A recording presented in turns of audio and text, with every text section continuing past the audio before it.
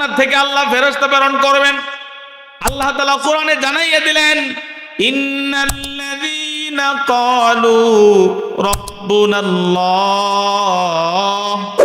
সুম্মা ইসতাকামু তাতানাজ্জালু আলাইহিমুল মালাইকা, যারা বলে আল্লাহ আমাদের রব এবং এই কথার উপর দৃঢ় এবং ইস্তিকামাত থাকে, মৃত্যুর সময় আল্লাহ পাক রব্বুল আলামিন রহমতের ফেরেশতারা তার কাছে প্রেরণ করবেন। রহমতের ফেরেশতারা তার কাছে এসে বলবে, আল্লাহ তাখাফু ওয়ালা তাহজানু, আল্লাহ তাখাফু ওয়ালা তাহজানু ওয়াবশিরু বিল জান্নাহ, টেনশন করিও না, টেনশন করিও না, হতাশা হইও না, আল্লাহর পক্ষ থেকে তোমার কাছে জান্নাতের সুসংবাদ প্রদান করলাম। জোরে কোন সুবহানাল্লাহ। আমার ভাইয়ের, আমার বন্ধুরা, ভালোবাসা কয় প্রকার বলছিলাম? এক নাম্বার হলো স্পেশাল ভালোবাসা, এটা আবার দুই প্রকার। একটা হলো শরীয়ত সম্মত ভালোবাসা, আল্লাহর জন্য ভালোবাসা, নামাজের প্রতি ভালোবাসা, দ্বীনের জন্য ভালোবাসা। আর একটা হলো শরীয়ত নিষিদ্ধ ভালোবাসা। কি ভালোবাসা? শরীয়ত নিষিদ্ধ ভালোবাসা। যেরকম পরকিয়া, পরনারীর প্রতি আকর্ষণ, এটা শরীয়ত সম্মত না শরীয়ত নিষিদ্ধ? বলেন। শরীয়ত নিষিদ্ধ। সেই ভালোবাসা আপনাকে আমাকে কোথায় নিয়ে যাবে? জাহান্নামে নিয়ে যাবে। আমার ভাইয়ের, আমার বন্ধুরা, আব্দুল্লাহ যুলবিজাদাইন মায়ের কাছে যাওয়ার পর মা এক টুকরা কাপড় দিলেন। মা তো সন্তানের কষ্ট সহ্য করতে পারে না। এক টুকরা কাপড় পাওয়ার পর আব্দুল্লাহ যুলবিজাদাইন এই কাপড়টাকে দুখণ্ডিত করে একটা খণ্ড পরলেন, আরেকটা খণ্ড গায়ে লাগালেন। এই জন্য তাকে বলা হয় আব্দুল্লাহ যুলবিজাদাইন, দুই চাদরওয়ালা। এমন অবস্থায় দীর্ঘ পথ পাড়ি দিয়ে বিশ্ব নবী মুহাম্মদ সাল্লাল্লাহু আলাইহি ওয়া আলিহি ওয়াসাল্লামের দরবারে চলে গেলেন। জোরে কোন সুবহানাল্লাহ। দীর্ঘ পথ পাড়ি দিয়ে আল্লাহর ভালোবাসা নিয়ে হাঁটি হাঁটি পা পা করে দীর্ঘ পথ সফর করে বিশ্ব নবী মুহাম্মদ সাল্লাল্লাহু আলাইহি ওয়া আলিহি ওয়াসাল্লামের দরবারে চলে গেলেন। আল্লাহ নবী মুহাম্মদ সাল্লাল্লাহু আলাইহি ওয়াসাল্লামের কাছে গিয়া সমস্ত ঘটনা খুলে বললেন। নির্যাতিত হয়েছেন, এই কালিমার জন্যে চাচা নির্যাতন করেছেন। শুধু তাই নয়, সব কিছু বিসর্জন দিয়েছেন। কিসের জন্য বলেন? কালিমার জন্যে। আল্লাহ নবী মুহাম্মদ সাল্লাল্লাহু আলাইহি ওয়া আলিহি ওয়াসাল্লাম শোনার পর রাসূল করিম সাল্লাল্লাহু আলাইহি ওয়াসাল্লামের চোখ বেয়ে পানি পড়ে। এত কষ্ট করেছে কিসের জন্যে? এই কালিমার জন্য। আল্লাহ নবী মুহাম্মদ সাল্লাল্লাহু আলাইহি ওয়া আলিহি ওয়াসাল্লাম তাকে আসহাবে সুফায়, যারা কোরআন শিক্ষার্থী ছিল, তাদের সাথে রেখে দিলেন। তাকে কোরআন শেখালেন। এত পরিমাণে তিনি কোরআন তেলাওয়াত করতেন যে অন্যদের কষ্ট হয়। বেশি পরিমাণে কোরআন তেলাওয়াত করতেন। যারা জিকির আজকার করতো, নফল ইবাদত করতো, তাদের কষ্ট হইত। একটু বসেন মুরব্বী, দোয়া করে দেব ইনশাআল্লাহ। শেষ করে দোয়া করে দেব। হ্যাঁ, শর্ট করছে আলোচনা। আমার ভাইয়েরা, আমার বন্ধুরা, আল্লাহ নবী মুহাম্মদ সাল্লাল্লাহু আলাইহি সাল্লামের কাছে ওমর রাদিয়াল্লাহু তাআলা আনহু বিচার দিলেন, ইয়া রাসূলুল্লাহ, ইয়া হাবিবাল্লাহ, আব্দুল্লাহ যুলবিজাদাইন তার কোরআন তেলাওয়াতের কারণে অন্যদের কষ্ট হয়।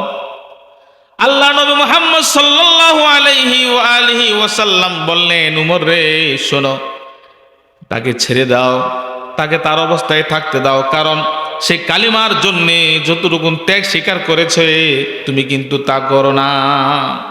তাকে ছাড় দাও। আমার ভাইয়েরা, আমার বন্ধুরা, ইসলামের জন্য এত ত্যাগ স্বীকার করেছেন, এত কষ্ট করেছেন।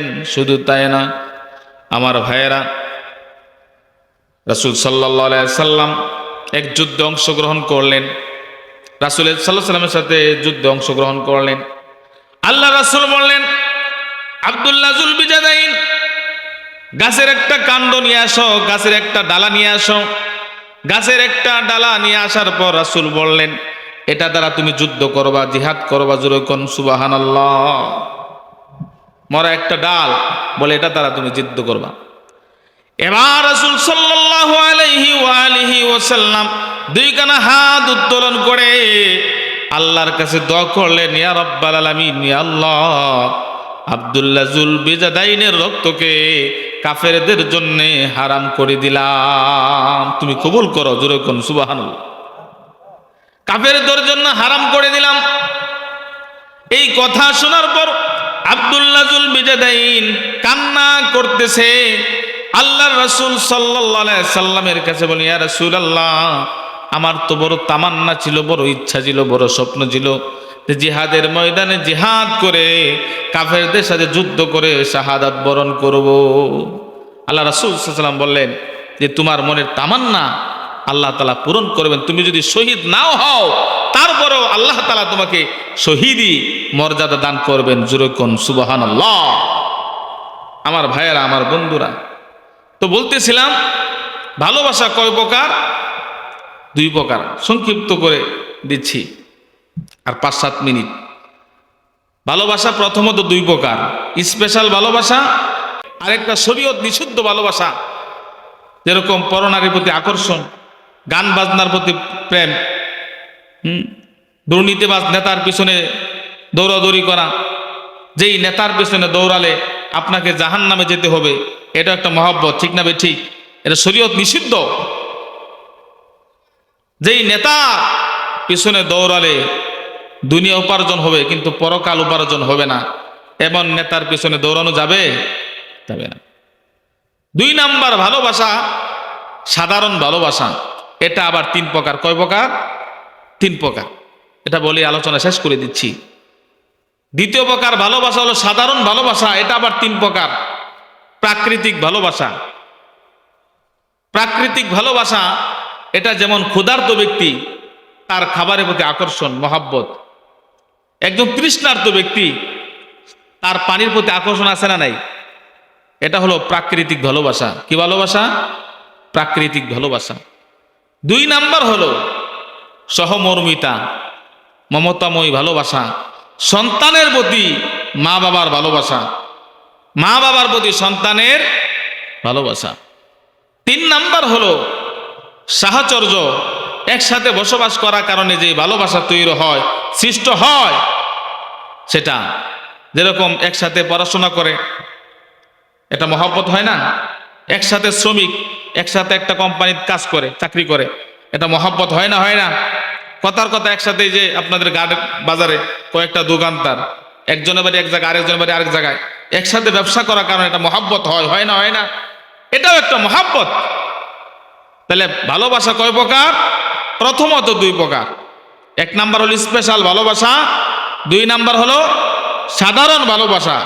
স্পেশাল ভালোবাসা আবার 2 প্রকার। শরীয়ত সম্মত ভালোবাসা, শরীয়ত নিষিদ্ধ ভালোবাসা। সাধারণ ভালোবাসা 3 প্রকার। কয় প্রকার? এই 2 আর 3 5 প্রকার। একটা হলো প্রাকৃতিক ভালোবাসা, আরেকটা হলো সহমর্মিতা, স্নেহ, মমতার ভালোবাসা।